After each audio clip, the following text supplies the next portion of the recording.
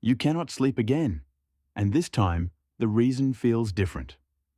It is not the usual catalogue of worries, the unread messages, the half-finished tasks, the vague sense that you have forgotten something important. Tonight, the restlessness comes from somewhere deeper, somewhere you cannot quite name. You lie in the dark and feel the peculiar heaviness of a grief that has no clear object, a longing for something you cannot identify because you are not sure you ever possessed it. Perhaps it began earlier today, driving past that old church on the corner, the one with the stone steps worn smooth by a century of footfalls that have now ceased. The building still stands, but the sign out front advertises luxury condominiums coming soon. Or perhaps it started when you realized you could not remember the last time you gathered with others for any reason that was not transactional, professional, or carefully scheduled weeks in advance with calendar invitations and polite confirmations. You move through your days with astonishing freedom, unbound by obligations to attend services you do not believe in or family dinners that follow scripts written generations ago. And yet somewhere in that freedom is an ache you did not anticipate. The modern world has given you permission to grieve alone, to celebrate alone, to mark the passages of your life in whatever manner you choose, or to not mark them at all.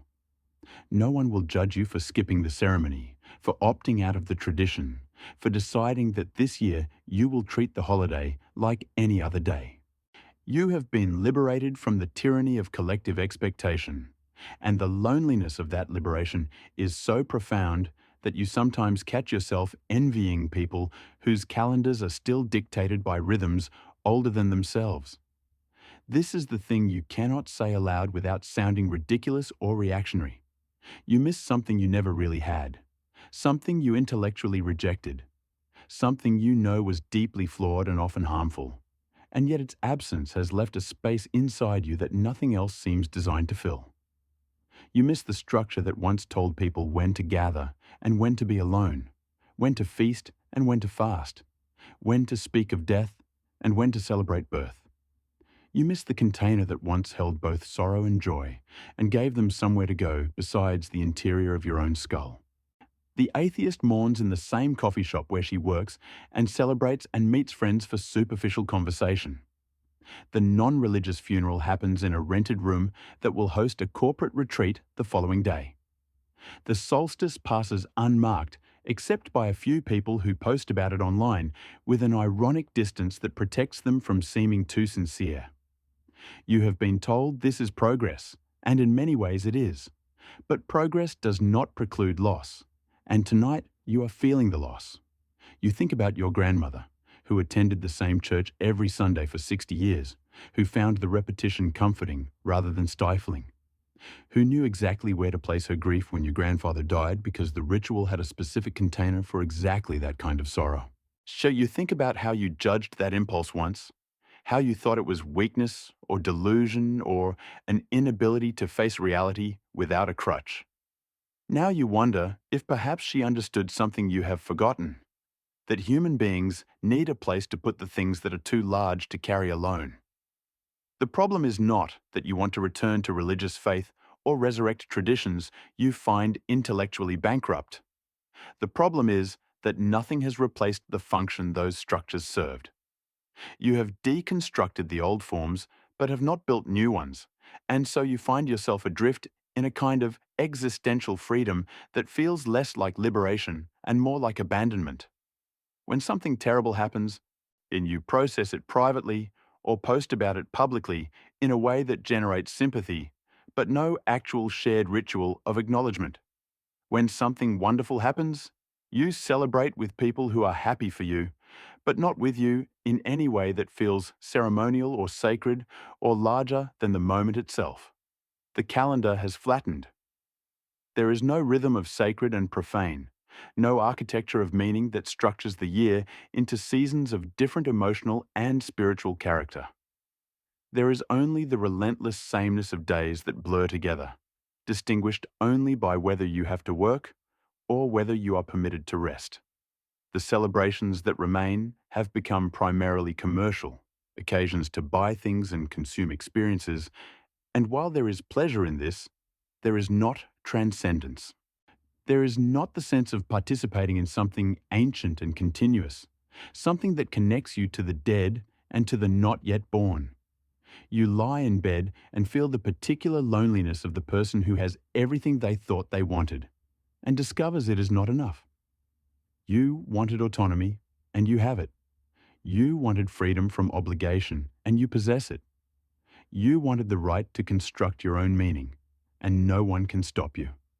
But constructing your own meaning turns out to be exhausting, and the meanings you construct feel fragile and personal in a way that makes them hard to share, hard to pass down, hard to believe in when the darkness comes, and you need something sturdier than your own convictions.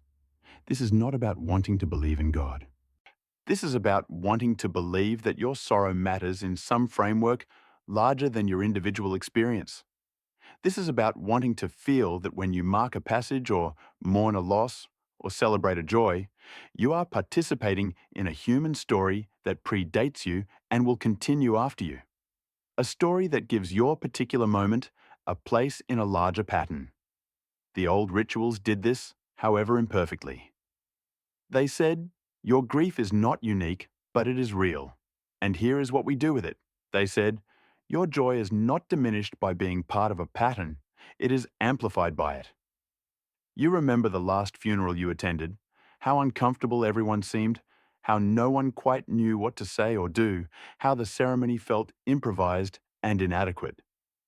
You remember thinking that your ancestors, for all their superstitions and limitations, at least had a script for this, had words that had been said over bodies for centuries, had gestures and songs and protocols that did not make death less terrible, but made it less isolating. They knew how to grieve together. You are not sure you do. The seasons change and you barely notice beyond adjusting your wardrobe and complaining about the weather. There is no harvest festival because you do not harvest, no spring rite because renewal is not something you mark collectively, no midwinter celebration that is not primarily about retail therapy and forced cheerfulness. You have lost the ability to let the turning of the earth structure your inner life, to let the death of the year teach you about your own mortality, to let the return of light remind you of continuity and resilience. This restlessness you feel is not new, though it may feel uniquely yours. It is the restlessness of the unmoored, the anxiety of people who have gained unprecedented freedom and lost the frameworks that once made sense of suffering and joy. It is the peculiar pain of realizing that in liberating yourself from tradition, you have also liberated yourself from the comfort of knowing that millions of people before you stood where you stand, felt what you feel, and had somewhere to put it.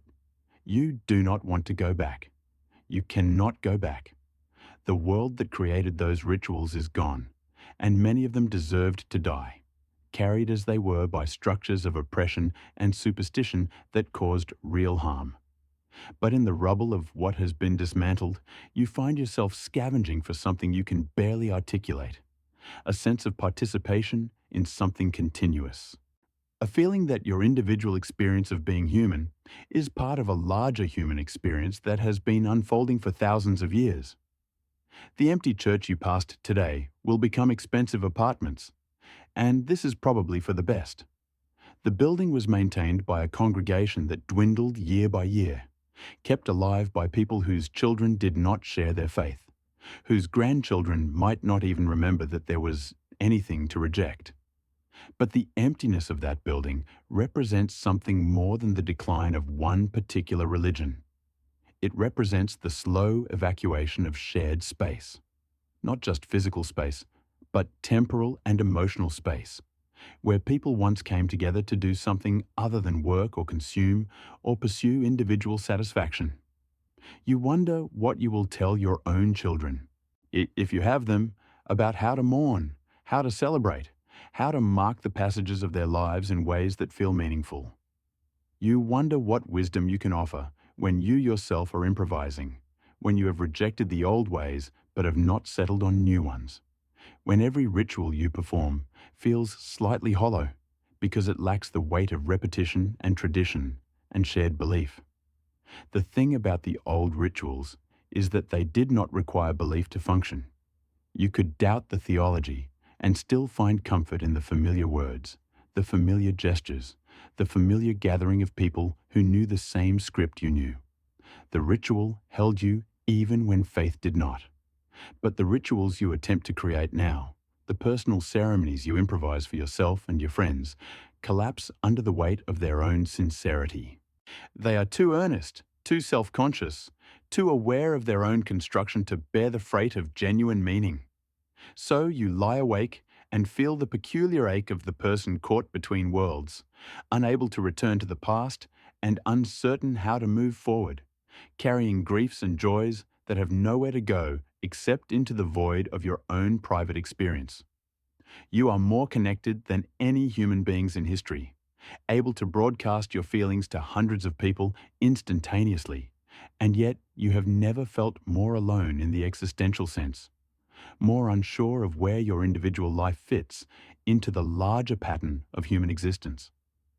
This is the restlessness that will not let you sleep, the knowledge that you have been given freedom without instruction, autonomy without community, the right to construct your own meaning without any of the tools or materials that might make such construction feel solid and real and shareable.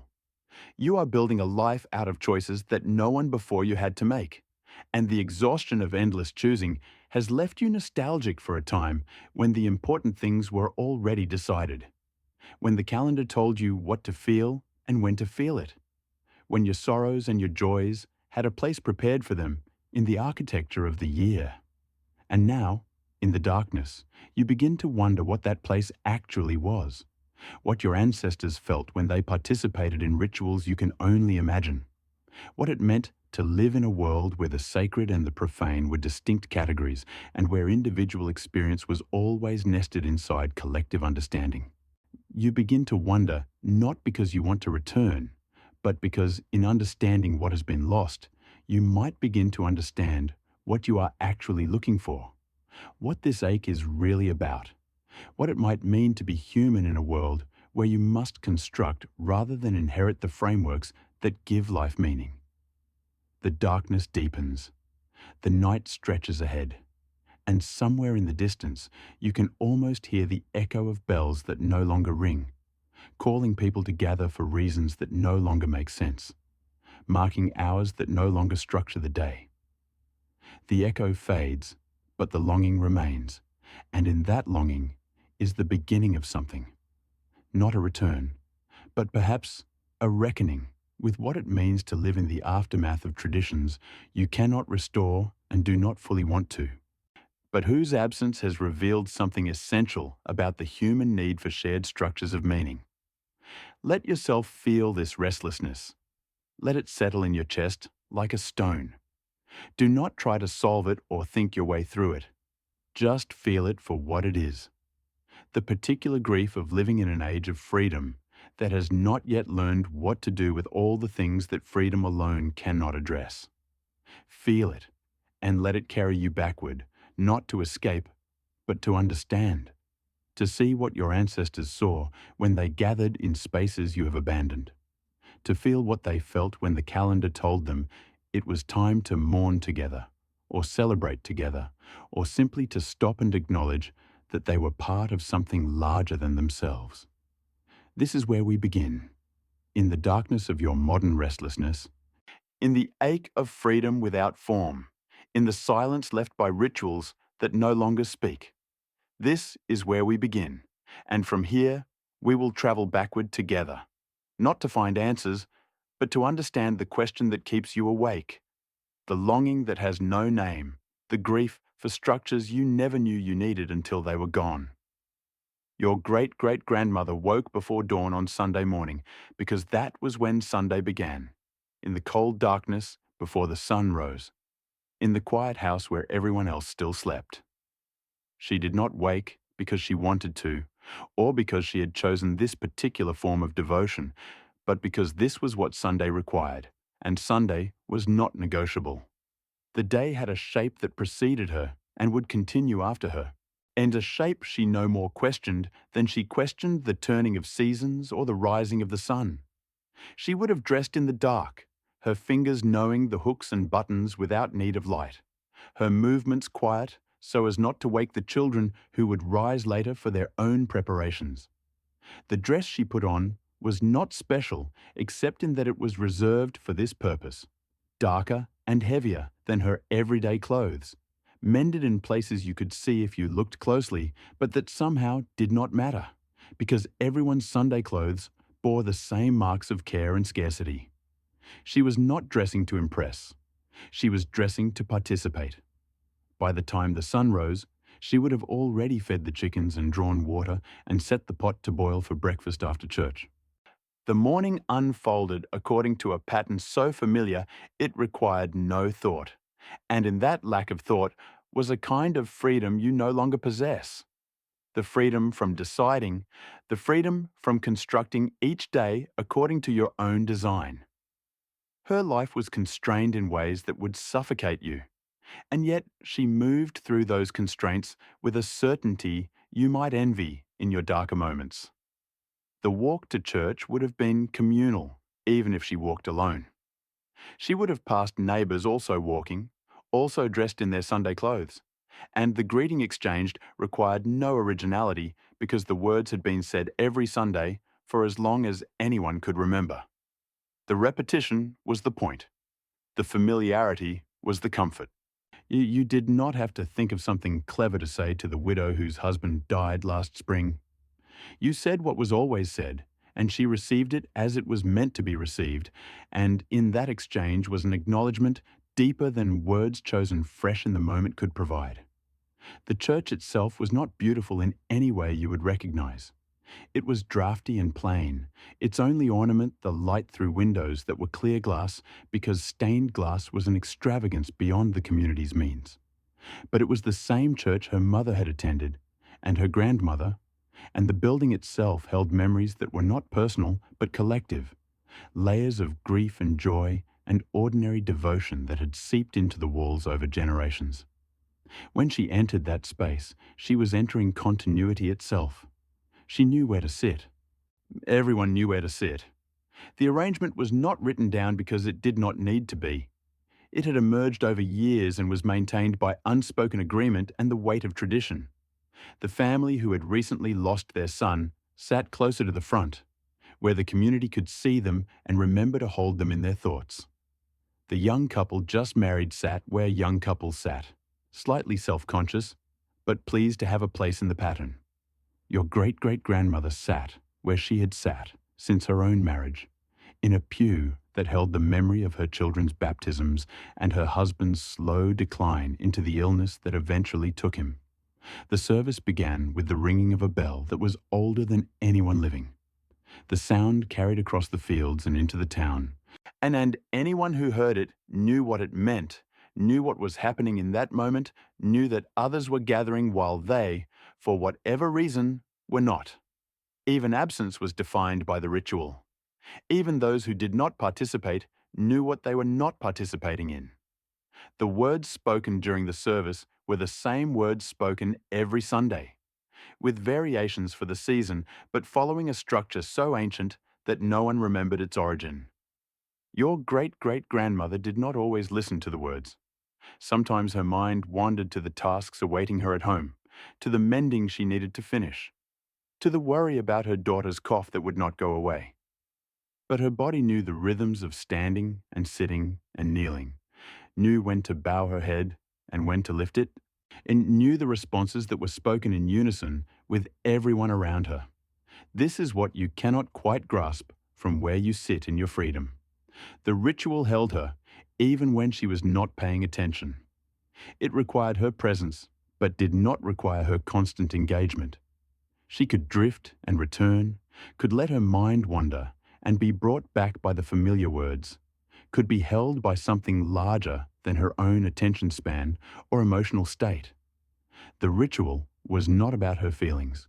It was about participation in something continuous, something that had room for distraction and doubt and boredom without collapsing.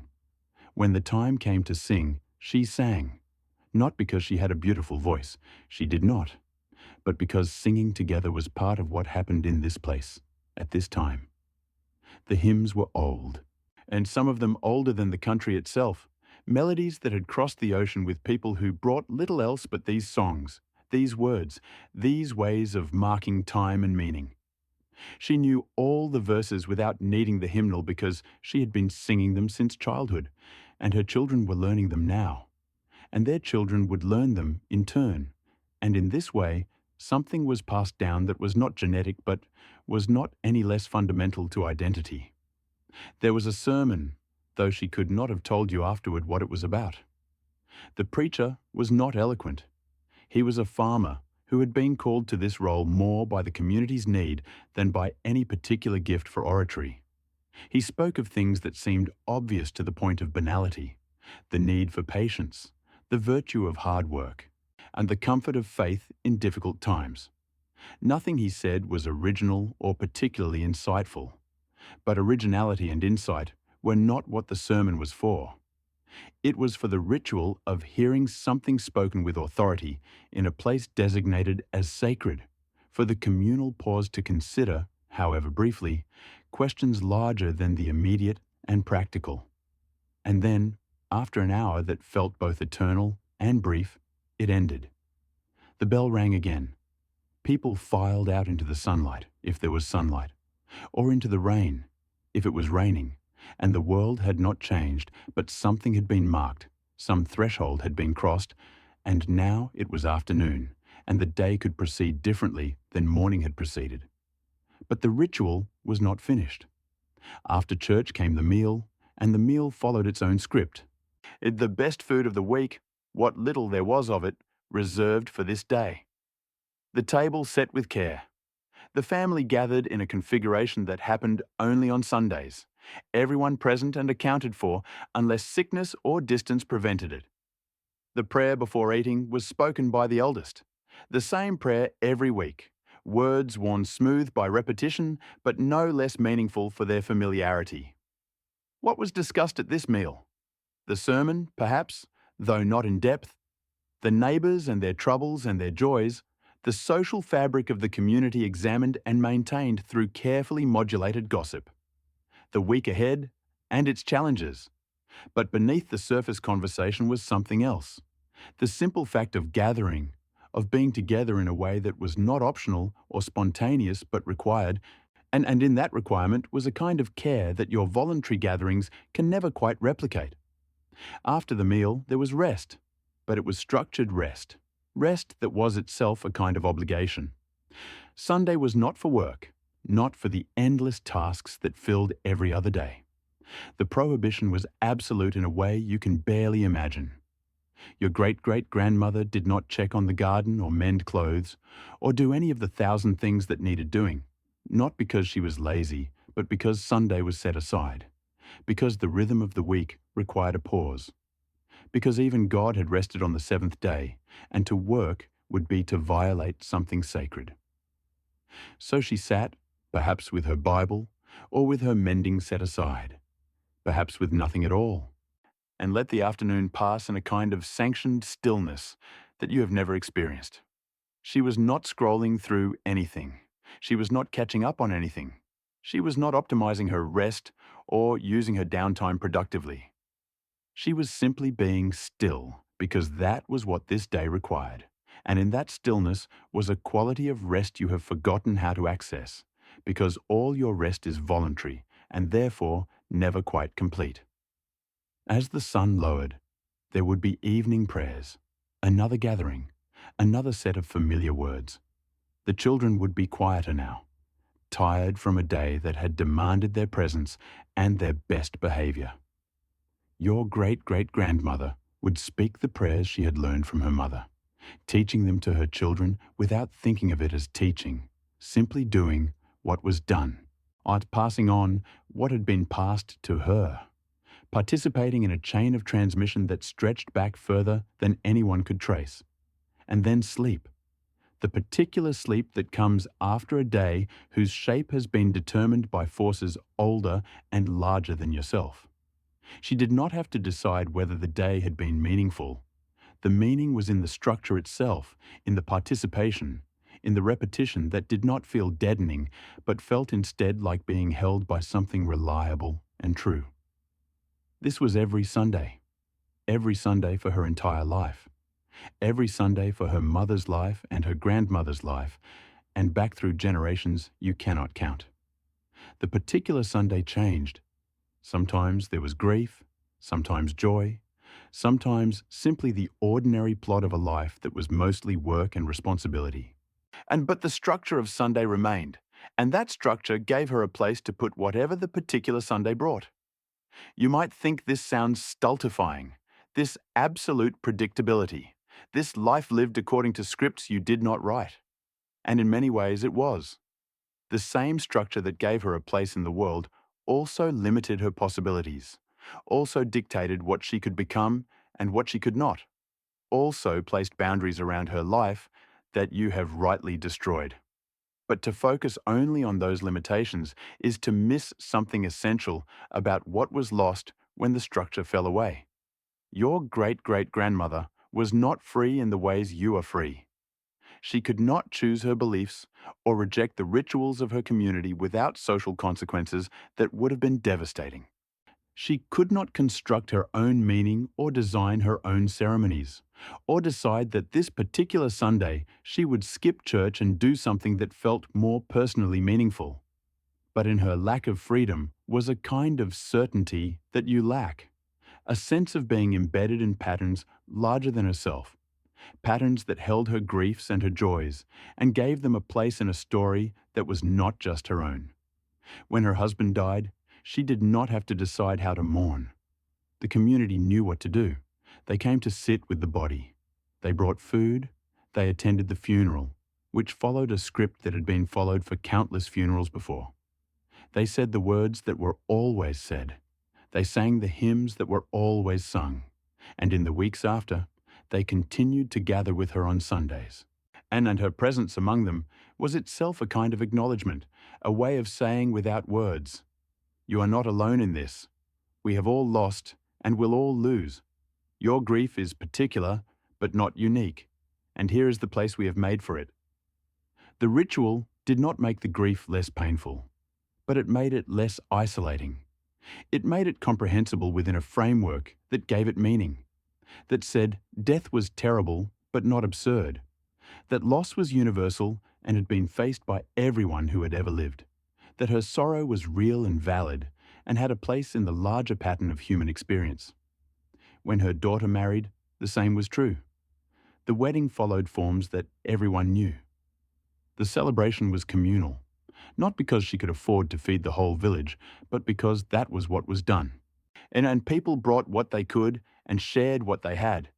And the young couple was sent into their new life with the blessing and witness of everyone who mattered. The personal joy was amplified by being placed in a collective context, by being recognized as part of the ongoing life of the community, part of the pattern of generations replacing generations. And when the seasons turned, there were rituals for that too. The planting season began with prayers for the crops. The harvest ended with thanksgiving that was not metaphorical but literal, an acknowledgement that survival was not guaranteed, and that the food they had gathered might or might not carry them through the winter. The longest night of the year was marked with light and feasting, precisely because it was the longest night, because the darkness was real and frightening and needed to be acknowledged and pushed back against with whatever light and warmth could be mustered. These rituals were not always joyful. Sometimes they were grim, marked by desperation rather than devotion. Sometimes the harvest was poor and the thanksgiving hollow. Sometimes people died, and the funeral rites felt like empty gestures in the face of meaningless loss. But even in their failure to console, the rituals provided a structure, a way of processing what otherwise would have been unprocessable, a communal acknowledgement that suffering and joy were both part of the pattern and both deserved to be marked. Your great-great-grandmother was not happier than you are. Her life was harder in every material sense. She buried children, which you likely will not have to do. She worked from dawn until dark in ways that would break you. She never traveled more than a day's walk from where she was born. She never chose her work or her life partner without constraints you cannot imagine. She lived and died without experiencing most of what you consider basic necessities of a decent life. But she was not adrift. She was not restless in the way you are restless. She did not lie awake wondering what her life meant, or where her sorrows should go, or how to mark the passages of her days in ways that felt significant. Not because she never doubted or questioned, but because the structure of her life provided answers to those questions, whether she believed in them or not. The rituals held her. The calendar shaped her year. The community witnessed her joys and sorrows and gave them a place in the collective story.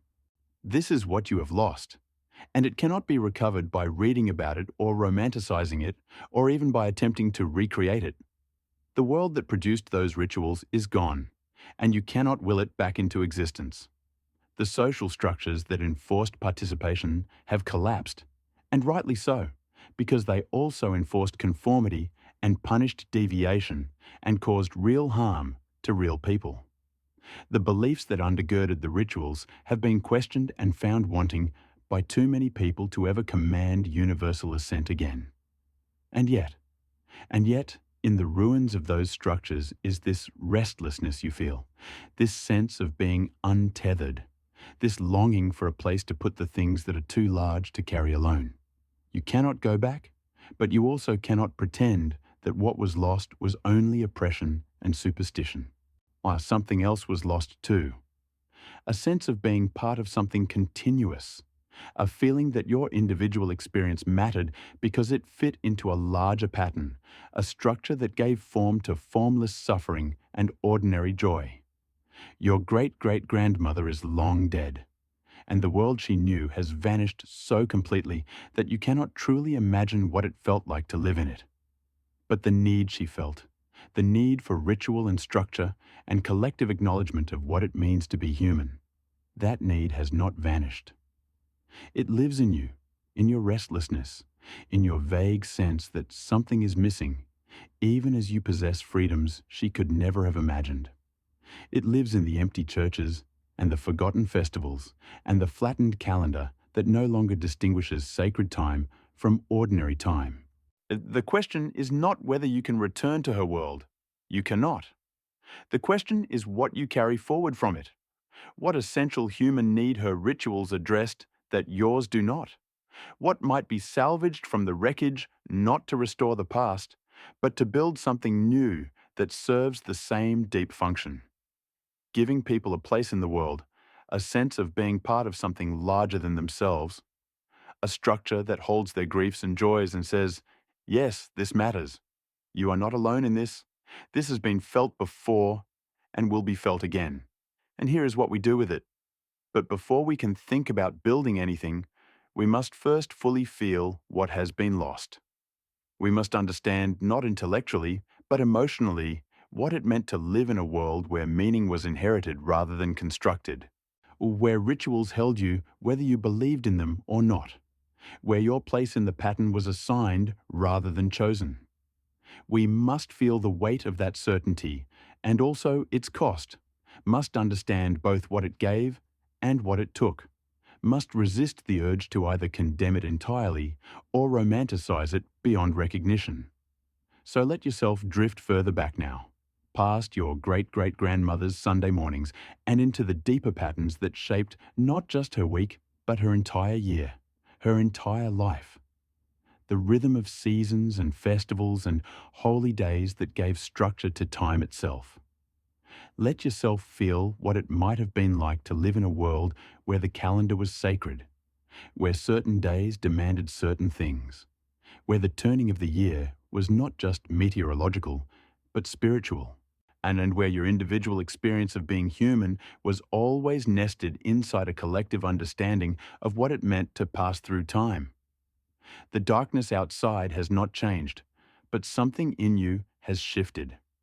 The restlessness remains, but it has acquired a different quality now, less anxious and more contemplative, less about solving the problem and more about understanding its depth and its origins. You are beginning to see that your sleeplessness is not personal, but historical, not a failure of your own mental hygiene, but a symptom of living in an age that has dismantled the old forms without replacing their essential function. And in seeing this, in feeling this, something loosens in your chest. Not relief exactly, but recognition. You are not crazy for feeling this way. You are not weak for missing something you never had. You are responding rationally to a genuine loss, a loss so large and so recent in historical terms that you are still living through its aftermath, still figuring out how to be human in its wake. The night deepens, your breathing slows, and the journey backward continues, not to escape the present, but to understand it, to see clearly what your ancestors had and what they paid for it, to feel in your body what it meant to live inside a structure you did not create and could not change, to let that understanding settle into you like sediment until it becomes the ground on which you can begin to build something new, or at least understand what you are actually looking for when you lie awake missing things you cannot name. The calendar was alive once, did you know that? Not metaphorically alive, but functionally alive. Was a living thing that shaped time and gave it texture and meaning. Your ancestors did not experience the year as a uniform succession of days differentiated only by weather and work obligations. They experienced it as a journey through distinct seasons of the spirit, each with its own character, its own demands, its own particular quality of attention. Begin with winter because that is where your ancestors began, in the darkest part of the year when survival was not guaranteed and every day of continued existence was a small miracle. The winter solstice was not just the shortest day. It was the pivot point, the moment when the world could begin its return toward light or could fail to return at all. You cannot understand the power of that fear unless you have lived in a world without electric light, without central heating, without the ability to shop for fresh food in February as easily as in July. Your ancestors gathered on the longest night and made fire and noise and light, not as quaint tradition, but as active resistance against the very real possibility that the darkness might simply continue forever, that the sun might not return, that this could be the winter that finally consumed everything. The rituals they performed were not symbolic. They were practical magic, the only tools they had against their own terror, and the fact that the sun always did return did not make the ritual less necessary, because there was no way to be certain it would return until it actually did. So they feasted in the middle of scarcity, slaughtering animals they could not afford to feed through the rest of the winter, spending resources they should have hoarded, precisely because the darkest moment required the strongest assertion of life. They brought evergreen branches into their homes as proof that life persisted even when it seemed impossible. They sang together in the darkness because silence would have been unbearable, would have let in too much fear, would have allowed each person to feel their isolation too acutely. And when the light did return, incrementally, almost imperceptibly at first, they marked that too. They watched for it. They measured it. They created rituals to acknowledge each small victory of light over darkness. This was not mere superstition. This was the practical wisdom of people who understood that hope is not a feeling you wait to have, but an action you perform, a ritual you enact even when you do not feel hopeful, especially when you do not feel hopeful. As winter softened toward spring, there were other rituals, other acknowledgements. The first thaw, the return of birds, the moment when the frozen ground became workable again. Each of these transitions was marked because each represented a threshold, a point of no return, a sign that one season was truly ending and another beginning. Your ancestors did not take these transitions for granted. They knew too well that the world was not obligated to provide them, that cold could return and destroy the early plantings, that spring was a promise frequently broken. So when they planted, they prayed, not because they believed prayer would guarantee a harvest, but because planting was an act of faith that required acknowledgement. You put seeds in the ground and you have no control over what happens next. Weather will come or not come, and pests will arrive or not arrive. The seeds will germinate or they will rot. All you can do is perform the ritual of planting properly, with attention and care, and whatever blessing you can invoke, and then wait to see if the world will cooperate with your need to survive. There were festivals at planting time, communal events where everyone worked together to get the seeds in the ground while the weather held. This was not because your ancestors were more generous or community-minded than you are.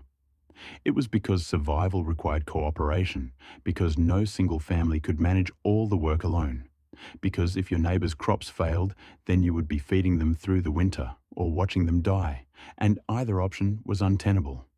So you helped with the planting, and they helped with yours. Yeah, and the festival that surrounded this work was both celebration and acknowledgement of shared vulnerability. Spring progressed into summer, and the character of time changed again. These were the long days, the time of growth and relative abundance, but also the time of greatest work. The crops needed tending, the animals needed managing. There was no vacation, no weekend getaway, no summer Friday when you could leave early and start the weekend ahead of schedule. There was only work, relentless and necessary. The price of survival paid in increments of exhausted evenings and aching backs. But even in the midst of this, there were pauses, moments when the community stopped work to mark something larger than work.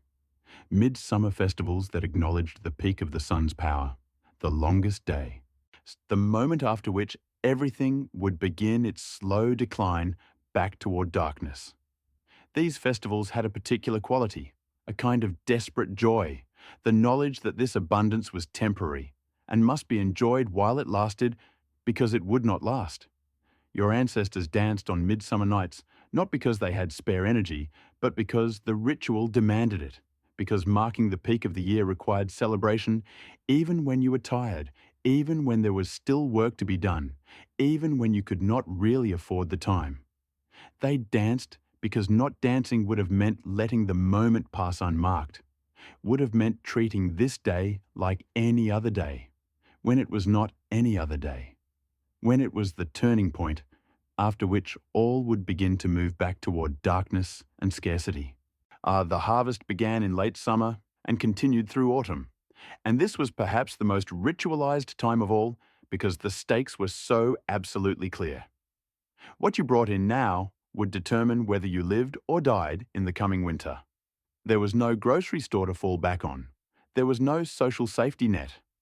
There was what you harvested and what you stored and what you could preserve.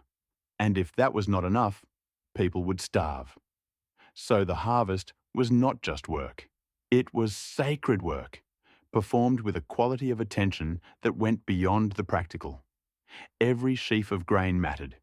Every preserved vegetable was precious. Every decision about what to keep and what to discard could have life or death consequences. And when the harvest was finally complete, when the barns were full or not full, when the work was done and there was nothing more to be done except wait to see if it was enough, there was Thanksgiving. This was not the anemic holiday you celebrate now, a Thursday in November marked primarily by overeating and football. This was existential Thanksgiving, gratitude not for abstract blessings, but for the concrete fact of having enough food to possibly survive the winter. The feast that marked harvest's end was both celebration and acknowledgement of vulnerability, both joy at what had been achieved and awareness that it might not be enough, that the winter ahead was unknown and uncontrollable and might take everything despite all the work and care and prayer. Your ancestors gave thanks to God or gods, or simply to the earth itself, and the object of thanksgiving mattered less than the act of giving thanks. The ritual of acknowledging that their survival was not entirely in their own hands, that they had done what they could, and now must trust in forces beyond their control. This kind of thanksgiving is almost impossible for you to access, because you live in a world where food comes from stores and shortages are inconveniences rather than death sentences, where the connection between your labor and your survival has been mediated by so many layers of economy and infrastructure that it has become nearly invisible. As autumn darkened toward winter again, there were rituals for that transition too, acknowledgements that the year was dying, that the time of abundance was ending, that darkness and cold were returning and must be prepared for and endured. There were festivals for the dead, moments when the boundary between the living and the gone was understood to be thin, when ancestors were remembered not sentimentally, but as presences that still mattered, that still had claims on the living, that still needed to be fed and honoured and remembered. You might find these festivals morbid, this dwelling on death and the dead, but your ancestors understood something you have forgotten, that the dead outnumber the living by an incalculable margin, that most of human experience is in the past, that to forget the dead is to cut yourself off from the vast majority of your own story. So they set aside times to remember, to speak the names of those who had gone before, to acknowledge that they themselves would join that vast company soon enough, and that when they did, they hoped someone would remember them too. And the calendar year ended and began again at different points for different cultures, but the principle was the same. Time was circular, not linear, a wheel that turned through darkness and light, through scarcity and abundance, through sowing and reaping and dying and being reborn. Your life was not a story with a beginning and an end, but a point on a wheel that had been turning long before you were born and would continue turning long after you were gone. This could be terrifying. You were not special, not unique, just another turn of the wheel. But it could also be deeply comforting. You were not alone, not the first to face what you faced, not required to figure out how to be human from first principles. Every festival, every holy day, every marked moment in the calendar told you where you were in the year and therefore who you were supposed to be at that moment. This was the time for planting, so you planted. This was the time for fasting, so you fasted. This was the time for celebration, so you celebrated even if you did not feel particularly celebratory. The ritual created the feeling as much as the feeling created the ritual, and in that creation was a kind of care, a structure that held you and told you what to do with what you felt.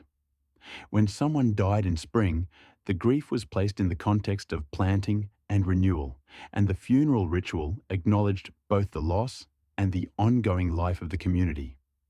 When someone died in winter, the grief was placed in the context of darkness and scarcity, and the ritual acknowledged that death was more common in winter, as more expected, part of the pattern of the year. When a child was born, the timing mattered. A spring baby had different prospects than a winter baby, and the rituals surrounding birth took this into account, asking different blessings, making different preparations. Your life was lived inside this structure, and the structure gave you a place. You were not free to construct your own meaning or choose your own path through the year. The calendar demanded things of you, and you complied or you faced the consequences of non-compliance, which could be social shunning or worse. But in that lack of freedom was a kind of coherence, a sense that your life was comprehensible within a larger pattern, that what you felt and experienced had been felt and experienced by everyone who came before you. That the calendar held both your joy and your sorrow and gave each its proper place and time. This is not to say the calendar was kind or fair, or that the rituals always worked. Sometimes the harvest failed despite all the prayers and proper rituals. Sometimes children died despite being blessed and protected according to tradition. Sometimes the rituals felt empty, meaningless gestures toward forces that clearly did not care or did not exist. Your ancestors were not more devout than you. They were simply more embedded in structures they could not escape, and their doubt and grief and anger existed within those structures rather than outside them. But even failed rituals served a purpose. Even empty gestures toward uncaring gods provided a structure for processing what was unprocessable. When the harvest failed and people faced starvation, there were rituals for that too, rituals of fasting and penitence and desperate prayer that did not bring food, but did bring people together in their shared desperation, did create a sense that at least they were facing this together. At least their suffering had a place in the pattern, even if that place was terrible. You do not have this anymore. Your calendar is flat, undifferentiated, a succession of days marked primarily by when you have to work and when you are permitted to rest. The holidays that remain are mostly commercial, occasions to buy things and consume experiences. And while there is pleasure in this, there is not structure. There is not the sense of being held by something larger than commerce and individual choice. While you celebrate Thanksgiving by overeating and watching television, you mark the new year by staying up late and making resolutions you will not keep. You observe Christmas or you do not, depending on your beliefs or your family obligations or your personal preference. And if you skip it entirely, no one particularly cares. The calendar makes no demands on you. It offers no structure. It gives you no place. And so you float through the year feeling vaguely that you should be marking something, feeling that the seasons should mean something, feeling that there should be moments when you stop and acknowledge where you are in the wheel of the year and therefore who you are at this moment. But you do not know how to create such moments on your own. Or when and the moments that once existed have been drained of meaning by commercialization or rendered optional by secularization, and so you make it through another year without ever feeling that you have truly moved through it, without ever feeling held by its structure, without ever feeling that your joy and sorrow have had a place prepared for them in time. Your great-great-grandmother knew where she was in the year by how it felt, by what the rituals demanded, by what the community was doing together. You know where you are in the year by looking at your phone. She experienced time as sacred and profane, as ordinary days and holy days, as seasons of different spiritual character. You experienced time as weekday and weekend, as work time and free time, as billable hours and vacation days. And something has been gained in this flattening. You are not bound by rituals you find meaningless, not forced to participate in communal events that violate your beliefs or your sense of self. But something has been lost too, and the loss is this: the sense that time itself has texture and meaning, that the year is a journey with distinct stages, that where you are in the calendar should tell you something about how to be in the world at this moment. This loss is part of what keeps you awake. You can feel it even if you cannot name it. This sense that the year passes without shape, that one month is much like another, that nothing marks the transitions except weather and work obligations. You are hungry for structure, for rhythm, for a calendar that demands something of you, and in demanding gives you a place. But you do not know how to create such a calendar for yourself. And the old calendars no longer speak to you because they were built on beliefs and social structures that have rightly been questioned and largely abandoned. What do you do with this hunger? How do you live in a world where time is flat and meaning must be self-constructed, and the rituals that once held your ancestors have either disappeared or become optional consumer experiences? There is no easy answer, but there is perhaps a beginning. In understanding what the old calendar did, in feeling what it meant to live inside sacred time, in recognizing that your restlessness is not personal failure, but rational response to genuine loss. The night has grown deeper still. Outside your window, the world continues its indifferent turning. The season is what it is. I marked on calendars that tell you when to adjust your clocks, but not what to feel, when to shop for gifts, but not how to grieve, when to make resolutions, but not how to let the old year die properly before beginning the new one. And yet, in this darkness, in this silence, something is beginning to shift. You are starting to understand that nostalgia is not a character flaw, but an evolutionary adaptation, a way your psyche tries to tell you that something is missing, something that your ancestors had and you do not. Something that cannot be recovered in its original form, but whose function might be understood and honored and perhaps eventually replaced with new forms built for a new world. But we are not there yet. We are still in the understanding phase, still feeling backward through time to comprehend what has been lost. And the journey is not finished. The night is not over. And there are deeper patterns still to explore, older rhythms that shaped not just the year, but entire lives, that gave structure not just to seasons, but to the very arc of human existence from birth to death. So let yourself sink deeper into this meditation, deeper into the darkness and the silence, deeper into the understanding of what it meant to live in a world where your place was assigned rather than chosen, where meaning was inherited rather than constructed, where the structure that held you was also the structure that constrained you, and where that paradox was simply the nature of being human rather than a problem to be solved. You were born into a place, did you know that? Not a hospital bed or a home or even a town, but a place in the pattern. Your location in the great web of relationships and obligations and expectations that constituted a community. Before you could speak or think or choose anything for yourself, your place was being prepared. Your role was being written. Your future was being shaped by forces you would never fully understand or control. The moment of your birth was ritualized, of course. Nothing as significant as a new life entering the world could be left unmarked.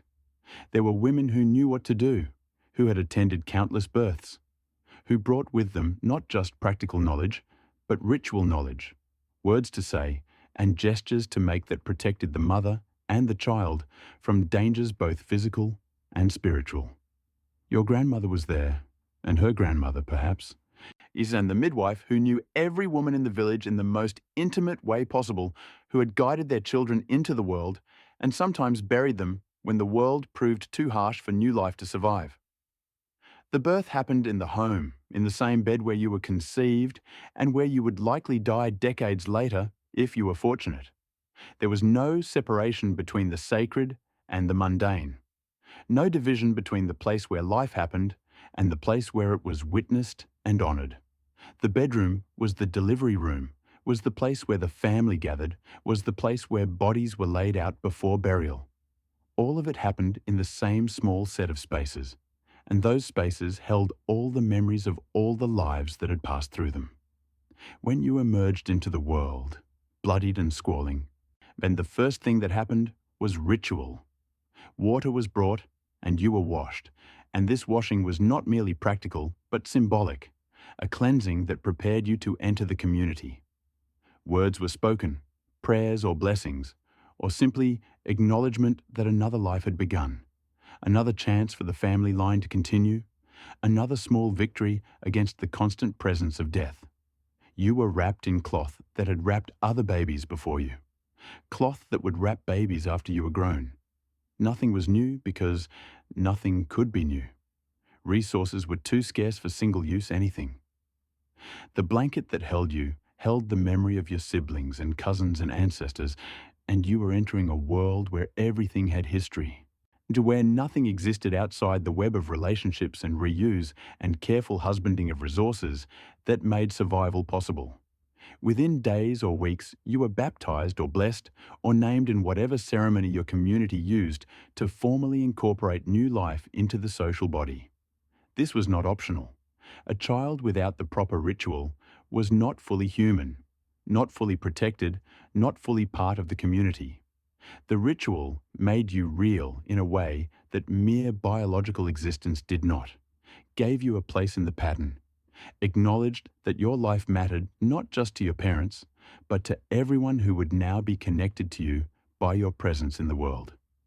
You grew, as children do, but your growth was not the private affair it is now. You were raised as much by the community as by your parents. You watched and corrected and taught by everyone who encountered you. Privacy was not a value because privacy was not possible. Lives were too entangled, spaces too shared, survival too dependent on cooperation for people to retreat into isolated family units. You learned how to be human by watching everyone around you be human, by absorbing the patterns and rituals and ways of moving through the world that had been established over generations. There were rituals for each stage of your development. The first tooth, the first steps, the first words. Each of these thresholds was marked because each represented a point of no return, a sign that you were becoming something new. Your grandmother watched for these signs with particular attention because she had seen them in your parents and their parents and knew what they meant. knew that you were following a path that everyone followed, that there was nothing unprecedented about your development except that you were you and not someone else. When you were old enough, you began to work. There was no childhood as you understand it, no protected period of pure play and development and education for its own sake. You learned by doing the work that needed to be done, by helping with tasks that were at first too difficult for you, but that you would grow into, by taking your place in the economy of the household, which was also the economy of survival.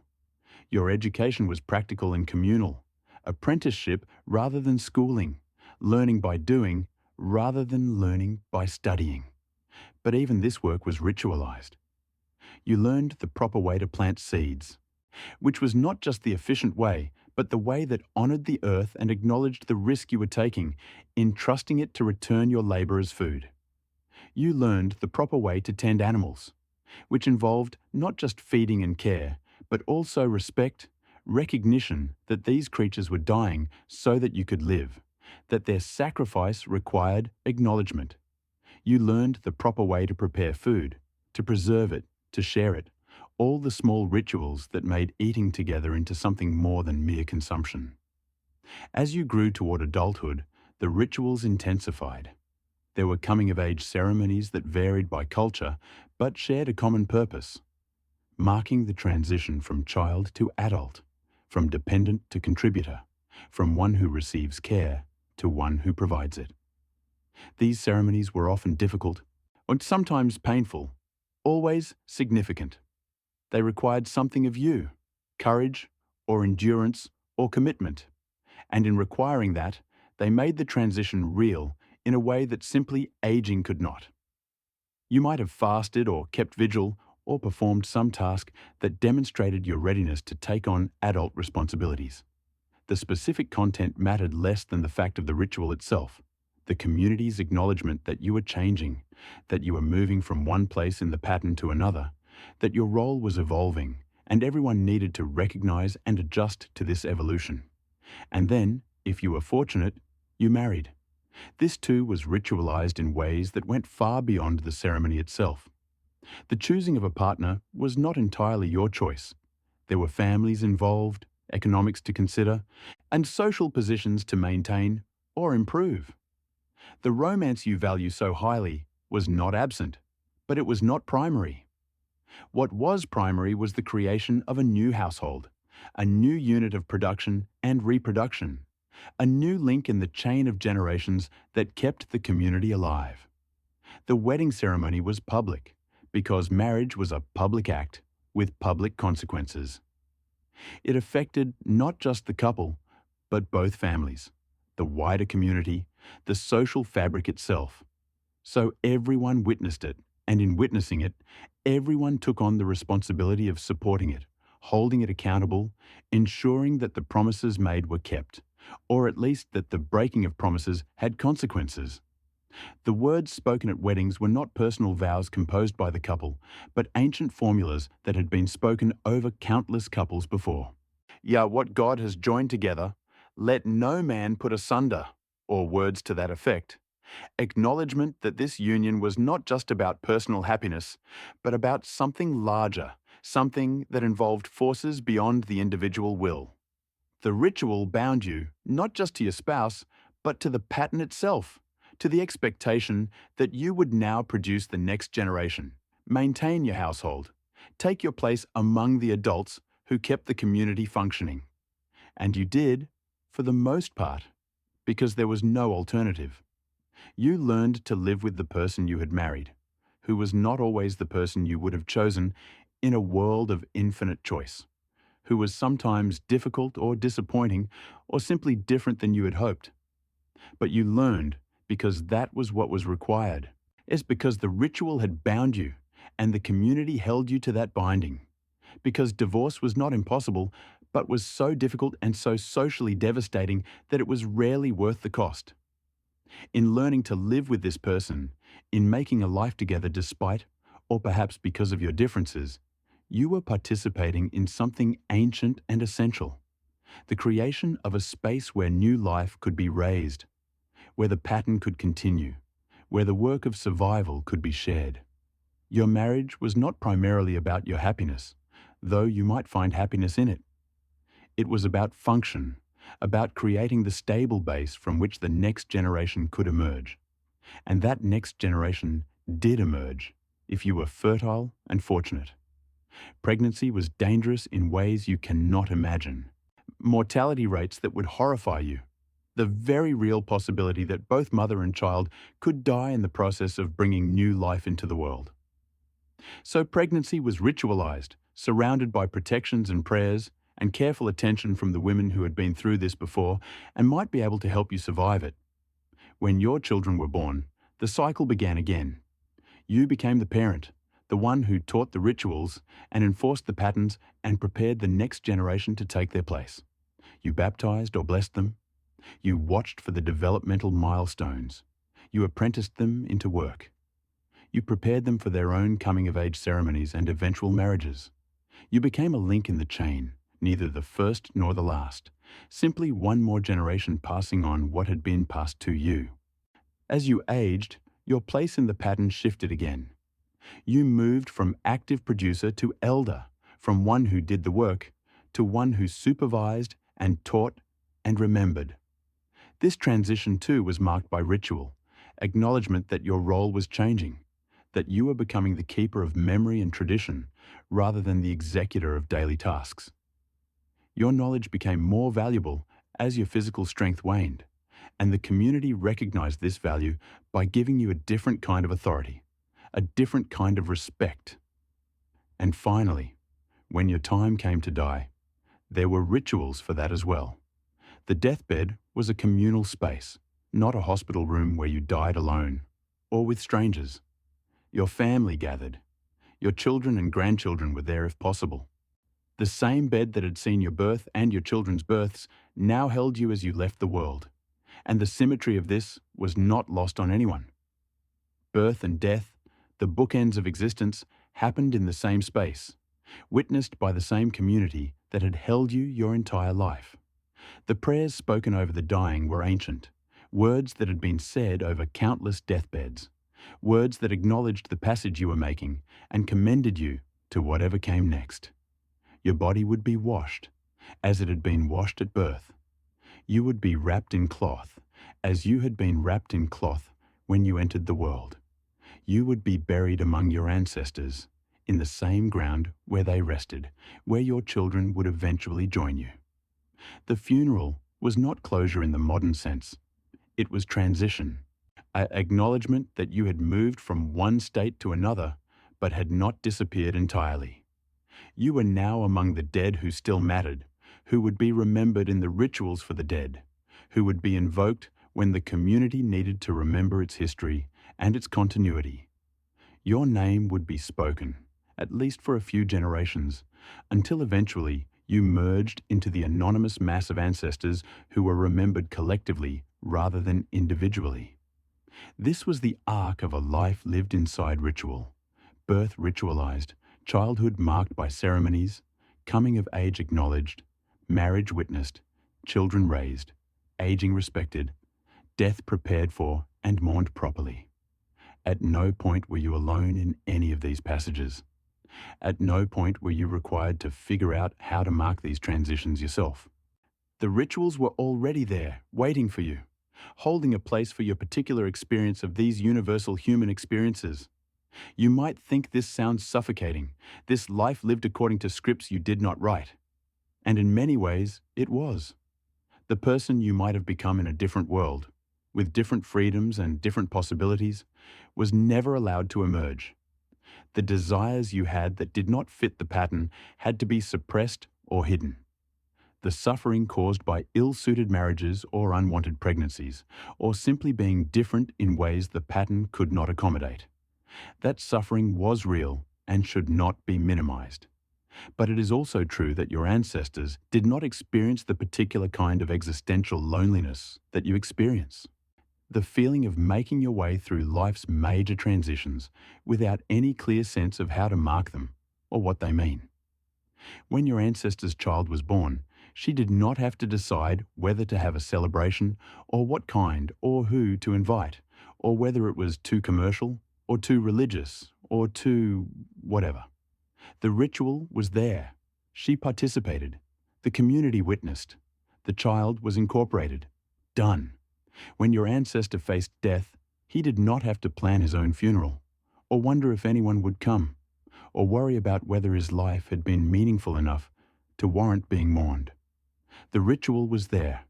His family performed it. The community witnessed. He was buried among his ancestors. Done. The rituals did not make the experiences less painful or less profound. Birth still hurt. Death was still terrifying. Marriage was still difficult. But the rituals gave these experiences a place, a structure, a sense of being part of something larger than individual experience. They said, "This has happened before, this will happen again, here is what we do with it. You are not alone in this. You have none of that now. You are free to mark life's transitions however you want, and in that freedom is a kind of paralysis." What should you do when your child is born? Have a party? Post on social media? Create some personal ritual that has meaning only to you? All of these feel simultaneously too much and not enough, too performative and too private, too commercial and too earnest. You end up doing something half-hearted and feeling vaguely unsatisfied because whatever you do feels invented rather than inherited, personal rather than universal, and optional rather than essential. When you face death, yours or someone else's, you have even less guidance. The old funeral rites feel empty if you do not believe in their theology, but creating your own feels presumptuous and inadequate. You settle for something in between, a ceremony that borrows elements from traditions you have rejected but cannot quite replace. And it works, or it does not work. And either way, you are left with the feeling that something essential has been missed, that the person deserved to be mourned in a way that connected them to something larger than your personal grief. This is what you have lost. Not the specific rituals, which were often problematic and exclusionary and built on beliefs you cannot accept, but the function those rituals served. They gave structure to the arc of human life, and they marked the transitions. They created community around the experiences that are most isolating when faced alone. They said, "You have a place in the pattern. Your life follows a path that others have walked. Your joys and sorrows are unprecedented in their particularity, but universal in their type. And here is what we do with that." Can this function be recovered without recovering the problematic forms it once took? Can you create new rituals that serve the same purpose but are built on different foundations, more inclusive and less dogmatic, but equally powerful? These are the questions that haunt you when you lie awake, and they have no easy answers, but perhaps asking them is itself a beginning. Perhaps recognizing what has been lost is the first step toward building something new. The darkness outside has not lifted, but something in you has softened. You are beginning to understand that your restlessness is not personal failure, but historical displacement. That you are trying to live a human life in a world that has dismantled the structures that once made such lives comprehensible, that the freedom you possess is real, but so is the loneliness that freedom produces. Your ancestors were not wiser than you. They were not happier, or more fulfilled, or more connected to anything transcendent. But they had something you do not have. A clear sense of where they fit in the pattern, what was expected of them, how to mark the passages of their lives in ways that connected them to everyone who had come before and everyone who would come after. You have freedom instead, and freedom is valuable, perhaps the most valuable thing you have. But freedom alone is not enough to make a life, and the recognition of that insufficiency is what keeps you awake in the dark, searching for something you cannot quite name, missing rituals you never participated in, longing for a place in a pattern that no longer exists. Let that longing settle into you now, not as something to fix or solve, but simply as something to feel. Let yourself understand, deep in your bones, what has been lost and what has been gained in the loss, what your ancestors had and what they paid for it, what you have and what you have given up to get it. Let the weight of this understanding rest on your chest like a stone, heavy but not crushing, real but not unbearable. The night is not over yet. There is still further to go.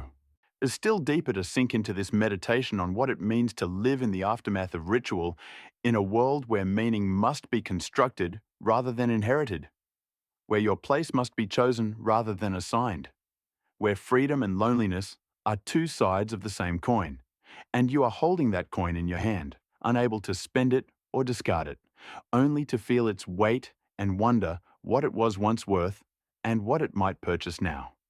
But let us be honest about something your nostalgia wants to ignore. Let us speak plainly about what those rituals cost, what they required, what they did to people who did not fit the pattern they prescribed.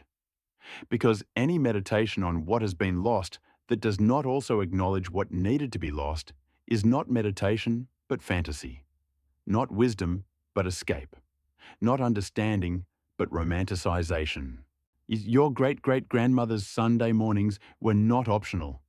She did not choose to wake in the dark and dress in the cold and walk to a church where she sat in silence, listening to a sermon she had heard variations of 1,000 times before. She did it because not doing it was unthinkable, because the social consequences of absence would have been devastating, because the community enforced participation through means both subtle and explicit. She was held by the ritual, yes, but she was also imprisoned by it. The calendar that gave structure to her year also dictated her labour, her rest, her pleasures, and her sorrows, according to rules she had no part in making. When it was time to fast, she fasted, even if she was hungry, and the fasting served no purpose she could discern. When it was time to feast, she feasted, even if there was barely enough to go around, and the feasting felt obscene in the face of scarcity. The ritual demanded, and she complied, not always out of faith or even out of habit, but out of fear of what would happen if she did not. Consider the woman who did not want to marry, who felt no calling to be a wife and mother, who might have wanted something else for herself if something else had been possible. The ritual made no room for her. She married anyway, because unmarried women had no place in the pattern, no way to survive economically or socially outside the structure of family. She bore children she might not have wanted, raised them according to scripts she might not have believed in, lived a life that was comprehensible to everyone around her and utterly foreign to something essential in herself. The ritual held her, and certainly, but it held her in place, in a role, in an expectation that crushed whatever other possibilities she might have contained. Her suffering was real, but it was not acknowledged by the ritual because the ritual could not acknowledge suffering it caused. The ritual could hold grief over a lost child or a dead husband, but it could not hold grief over a lost self, over a life unlived, over possibilities that were never permitted to become real. Consider the man who loved other men, who knew from early adolescence that his desires did not conform to what the ritual required. He married anyway, because that was what was done, because the alternative was exposure and punishment and exile from the only community he had ever known. He learned to live a lie so complete that perhaps even he eventually forgot it was a lie, or at least forgot that any other kind of truth was possible. The ritual gave him a place, but the place was built on negation, on the suppression of something essential, on violence against his own nature. Consider the child who saw the world differently, who thought in patterns the community did not recognize, who could not or would not perform the rituals as they were supposed to be performed. The community did not celebrate this difference. It pathologized it, punished it, tried to beat or pray or shame it out of the child until the child either learned to conform or was broken by the attempt. The ritual had no room for neurodivergence, for disability, for any variation from the narrow range of acceptable human expression. Consider the people who questioned the beliefs underlying the rituals, who saw the hypocrisy and the harm, and who might have offered alternatives or improvements but were silenced because questioning was itself a form of heresy. The ritual demanded belief, or at least the performance of belief, and the punishment for refusing that performance could be brutal. People were exiled, imprisoned, killed for failing to participate properly in rituals that were supposed to create community and meaning. This is the other side of the certainty your ancestors possessed, the side your nostalgia wants to forget. The ritual gave them a place, yes, but it also locked them in that place, made deviation dangerous, made difference intolerable, made conformity the price of belonging. The community that witnessed your joys and sorrows also policed your behavior, judged your choices, enforced the pattern through gossip and shaming, and sometimes violence. And the sacred calendar that structured the year also controlled bodies, particularly women's bodies. It dictated when to be fertile and when to abstain, when to work and when to rest, when to speak and when to be silent. It encoded hierarchies of gender and class and race into the very fabric of time, making oppression feel natural and inevitable because it was ritualized, because it was ancient, because it was what had always been done. The rituals that marked life's transitions also limited the possibilities of what life could be. You were born, you were baptized into a particular faith tradition, you were raised in a particular way. You came of age, you married someone of the opposite sex who was approved by your family. You had children, you raised them to repeat the pattern. You died and were buried in consecrated ground. Any deviation from this script was at best tolerated and at worst punished. And the script itself was so totalizing that imagining alternatives was nearly impossible. So when you feel nostalgic for the structure and certainty your ancestors possessed, when you long for rituals that would hold you and give you a place in the pattern, remember this. The price of that certainty was conformity. The price of that structure was the suppression of anything that did not fit. The price of belonging was the abandonment of any self that could not be accommodated by the ritual's narrow vision of acceptable human life. You cannot go back because going back would mean sacrificing people, real people, whose lives and loves and ways of being would not survive the return to rigid ritual and enforced community. The queer people who can now marry and build families and live openly. The women who can choose whether to have children and when and with whom. The people with disabilities who are no longer hidden away or institutionalized. The people of different faiths or no faith who can practice or not practice as they choose. All of this would be lost in the return to the old forms. And yet acknowledging the cost of the old rituals does not erase what they provided. Recognizing what needed to be destroyed does not tell you what to build in its place. You cannot return, but you also cannot pretend that the freedom you gained came without loss. That dismantling the old structures solved the problem of how to be human, how to mark the passages of life, is how to create meaning and community in a world that offers unprecedented autonomy but no clear guidance on what to do with it. This is the paradox you must hold. The old rituals were oppressive and inadequate and built on beliefs and hierarchies that deserved to be challenged and largely dismantled. And the old rituals provided something essential that has not been replaced, a structure for processing the universal experiences of human life, a sense of being part of something continuous and larger than individual experience. Both things are true. The nostalgia you feel is not for the oppression, but for the function, not for the specific forms, but for what those forms did. You do not actually want to return to a world where deviation is punished and conformity is enforced, and your place in the pattern is assigned at birth. But you do want to feel held by something larger than yourself. You do want rituals that give structure to your year and meaning to your passages.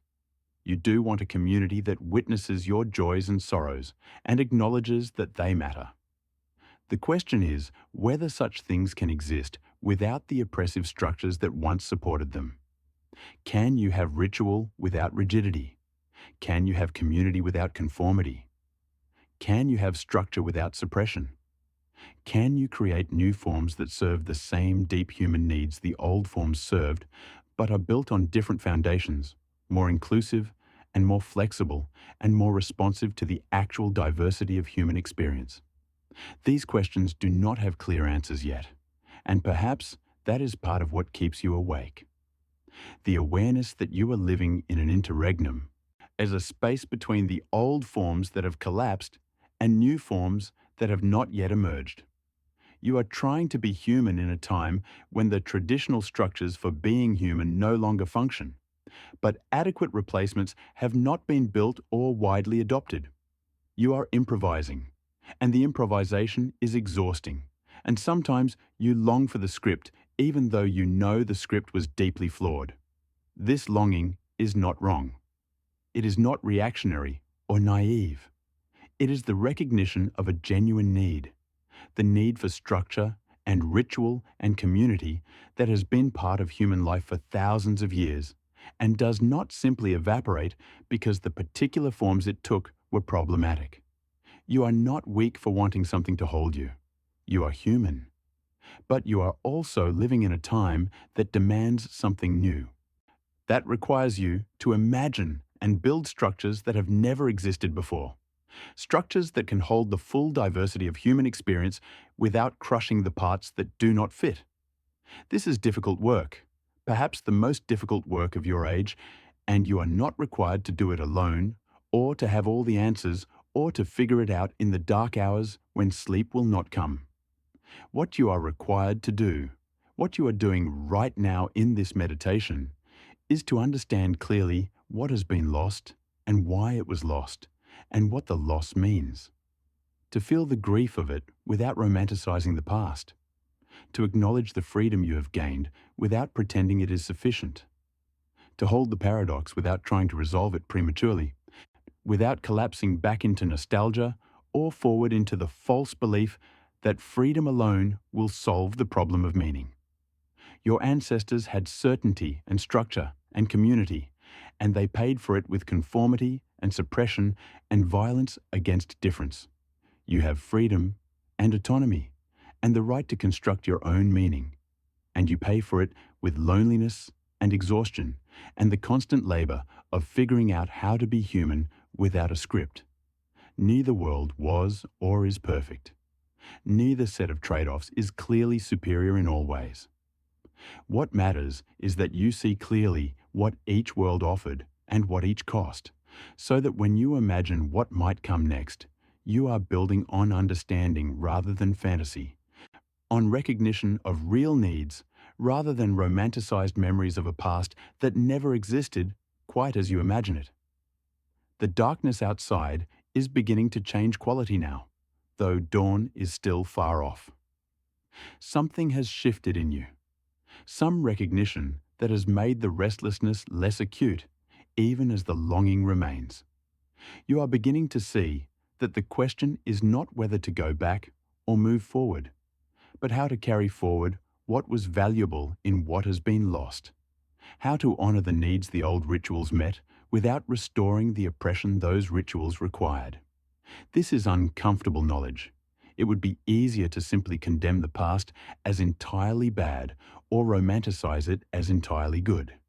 But you are capable of holding complexity, of understanding that human systems are always mixed, always offering both gifts and costs, or always requiring trade-offs that affect different people differently.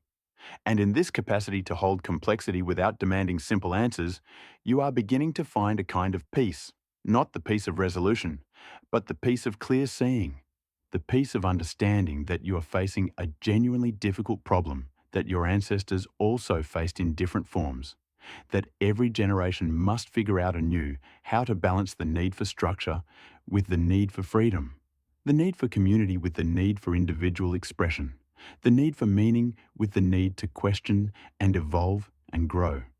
You are not failing at being human. You are human in a particular historical moment, dealing with the particular challenges that moment presents. Your ancestors are not judging you from some superior position.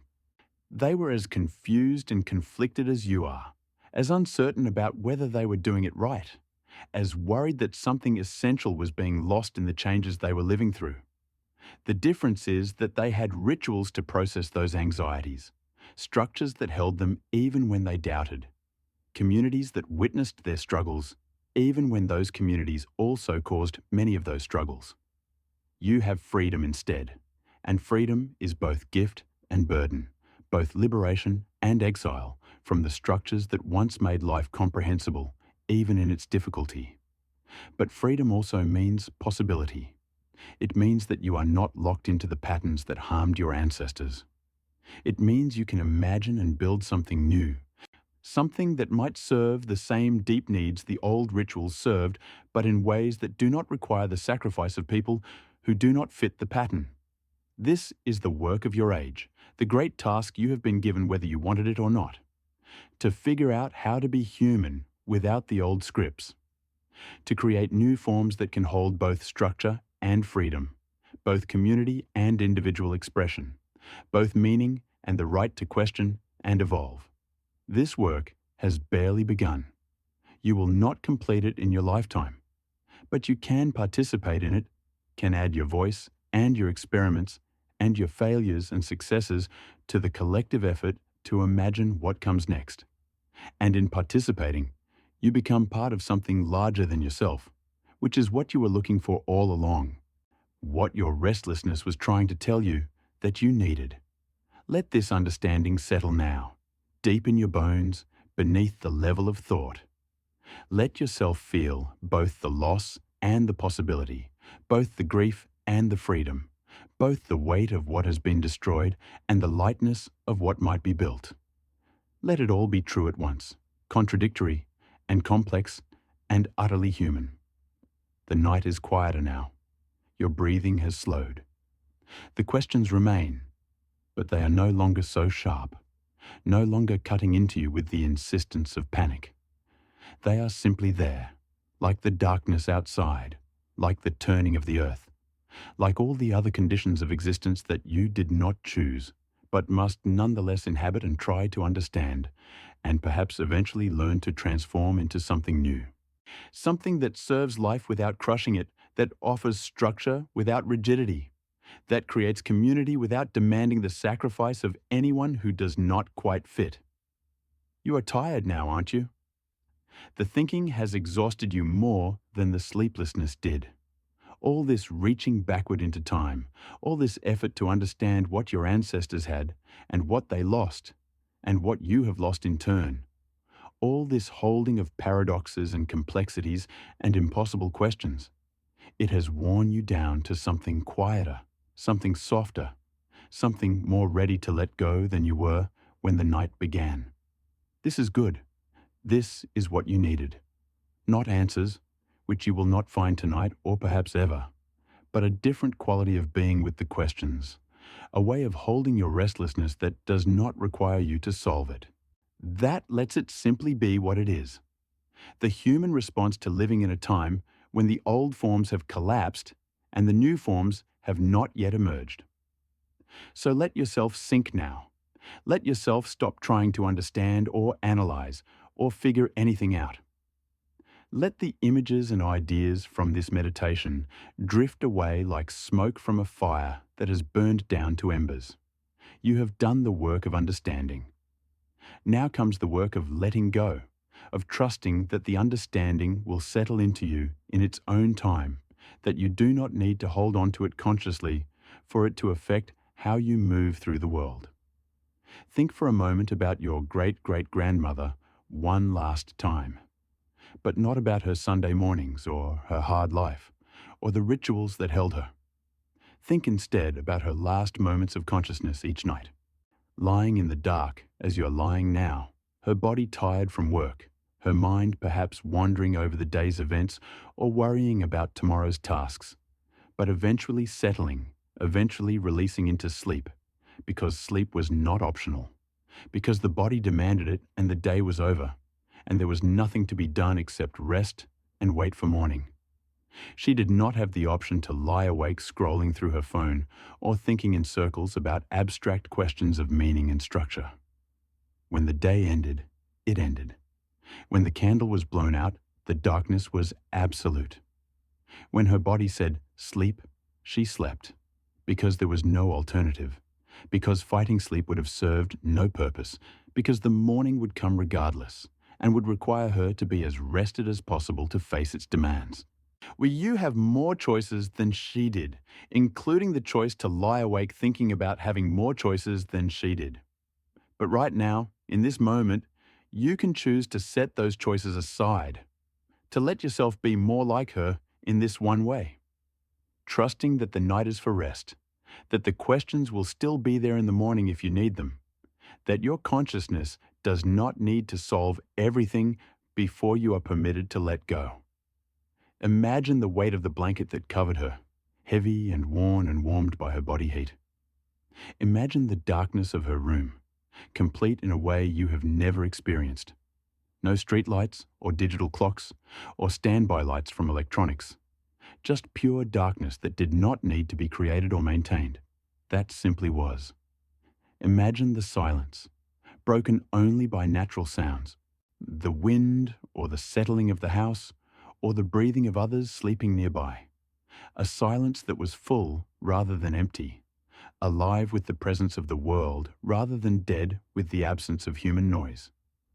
You cannot recreate those conditions exactly, but you can borrow their quality, can let yourself sink into something similar, a darkness and silence and weight that says, this is the time for rest, not for solving, not for worrying, not for understanding, just for releasing, just for trusting that you have done enough for today, that you are enough even without having figured everything out, that sleep is permitted and even necessary whether or not you have solved the problem of how to be human in a world without adequate rituals. Your breathing is slower now, isn't it? The thoughts are coming less frequently, with more space between them, like clouds drifting across a darkening sky. This is good. This is what you were working toward all along. Not understanding, but release. Not answers, but peace. Not solution, but surrender to the fact that you are tired and the day is over and sleep is what comes next. Think about the church bells your great-great-grandmother heard, marking the hours, dividing the day into sections that did not depend on her to define or maintain them. You do not have those bells, but you can imagine them now, their sound carrying across fields and into the darkness, a sound that says, this hour is ending, this hour is beginning, time is passing as it always has. You are part of that passage, whether you are awake or asleep, whether you understand or do not understand, whether you have a place in the pattern or are still looking for one. Let the imagined bells ring now, slowly, regularly, marking not hours, but the rhythm of your breathing, the gradual slowing of your heartbeat, the incremental release of tension from muscles that have been holding you upright through this long meditation. Let each ring of the bell be permission to let go a little more, to sink a little deeper, to release another small piece of the need to understand or control or figure out what comes next. The rituals your ancestors had were not magic. They did not solve the fundamental difficulty of being human, the confrontation with mortality and suffering, and the impossibility of ever fully understanding what any of it means. But they did provide a structure for being with that difficulty, or a way of processing it collectively rather than individually. A set of gestures and words and moments that said, this is what we do with the enormity of existence. This is how we mark it. This is how we acknowledge it without being destroyed by it. You do not have those rituals, but you have this moment, this darkness, this gradual settling into sleep. You have the practice you are doing right now, the letting go, the trusting, the recognition that you are part of something larger than yourself, even if you cannot name what that something is or participate in it through inherited forms. You are breathing, and others are breathing. You are lying in darkness, and others are lying in darkness. You are struggling to let go, and others are struggling to let go. You are not alone in this. And even if you are alone in your particular bed, in your particular room, in your particular life, the loneliness you feel is real, but it is not total. It is the loneliness of a particular kind of freedom, the isolation that comes from having to construct your own meaning rather than inherit it. But even in that isolation is connection, because millions of others are facing the same challenge, asking the same questions, lying awake with the same restlessness, longing for the same sense of being held by something larger than individual choice and individual effort. You are all in this together, this great experiment in how to be human without the old scripts, how to create meaning and community and ritual in a world that offers freedom instead of structure. The experiment is not finished. The results are not yet clear. But the fact of the experiment itself, the fact that so many people are engaged in this same struggle, creates a kind of community, invisible and unorganized but real, a community of everyone who has dismantled the old forms and is trying to figure out what comes next. Let yourself be part of that invisible community now. Let yourself feel connected to everyone else who is lying awake tonight, wondering how to mark the passages of their lives, how to hold their griefs and joys, how to find meaning in a flattened calendar and an optional ritual. You are not alone in your confusion or your longing or your restlessness. You are part of a vast collective groping towards something new, something that does not yet exist, but might exist someday. As something that might serve the same deep needs the old rituals served, but in ways that are more inclusive and more flexible and more responsive to the actual diversity of human experience. This is the work of your age, but it is not the work of this moment. This moment is for rest. This moment is for letting go of the work and trusting that others will carry it forward while you sleep. That the great collective effort will continue whether or not you are consciously participating in it. That your rest is itself a kind of participation, because you cannot do the work of imagining new forms if you are exhausted by sleeplessness and anxiety. So breathe now, slowly, deeply, letting each exhale release more tension, more worry, more need to understand. Breathe and imagine that with each breath, you are participating in something ancient and continuous. The simple act of breathing that connects you to every human who has ever lived, every ancestor who lay down in darkness and eventually slept, every person yet to be born who will also struggle and rest and struggle again. Your great-great-grandmother's breath is in your breath. Not literally, not biologically, but in the sense that you are doing what she did, what her grandmother did, what humans have been doing since humans existed.